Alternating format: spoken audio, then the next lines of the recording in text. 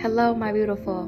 Welcome back to Vicky TV, a little haven where we talk about self-care, self-love, and self-improvement.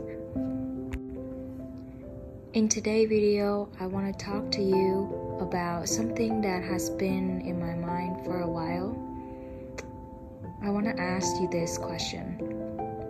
If you have only 24 hours left in your life, would you live it listening to others, telling you what and how you should spend that time? Or you would spend that time the way you want it? I hope your answer will be live it the way you want it, and you are absolutely right. Your life is a journey for yourself. No one can live it, experience it the same way you do.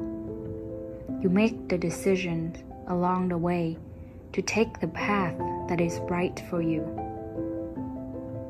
Of course, your family, your friends, your loved one wanted the best for you. But their point of view is from the outside. You are the only one that feel everything the entire time. So shouldn't you start beginning to live life the way you want it?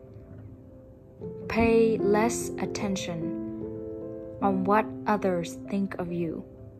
Redirect that energy onto yourself by self-care, meaning stay in tune with your physical well-being.